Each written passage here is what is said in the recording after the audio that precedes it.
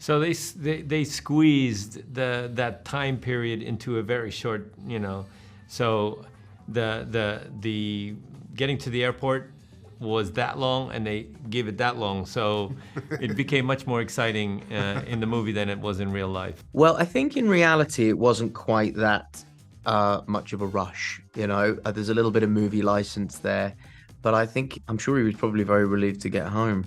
Henk did this journey over like a year and a half, this whole thing, so he was in and out of Moscow all the time. I asked Henk, somebody asked Henk actually at the premiere yesterday, how much of the story is true, and he said 100% is true on an emotional level, yeah? Which I thought was a really nice answer. So he's basically saying we've represented his story and Alexey's journey so correctly, but we've obviously had to add a bit of Hollywood in places, yeah? And I think certainly at the end, the rush to the airport, the car chase and stuff is a place where we did that, This is not goodbye. I promise. Basically, there are lots of Hollywoodish exaggeration in such a movie. You could understand that there are compromises. But frankly, spiritually and emotionally, all the Soviet Union part was very, very, very, very truthful, because we feel enormous pressure. We feel we kind of working at the age at that time with all this influence of Maxwell's through the Communist Party. Basically, it's all present in our life, but maybe not in such exotic forms. Well, I mean, his father was a dissident, and basically lost his career.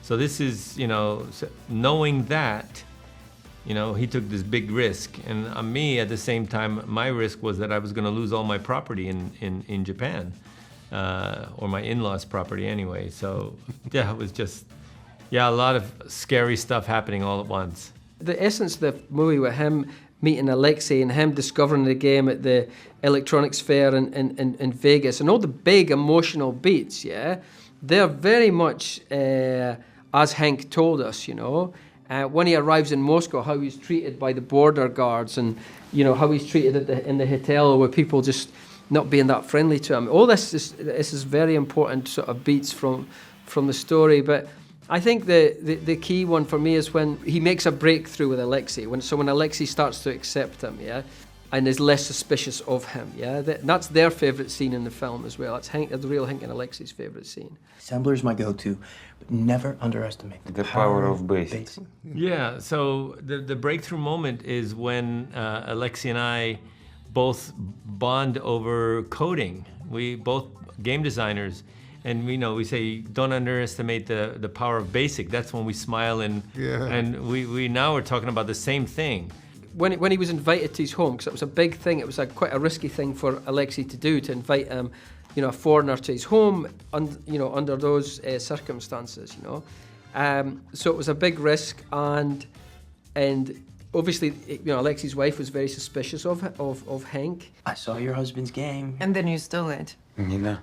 But Henk's such a charming, charismatic guy, he was able to sort of break through that and show that he had the right intentions, I think they got along very quickly, very well, and I really enjoyed shooting those scenes. They're lovely, where they first connect properly and talk about their lives. The friendship at the center of the film is its sort of emotional heart. So those scenes are important, and I'm really pleased with how they turned out.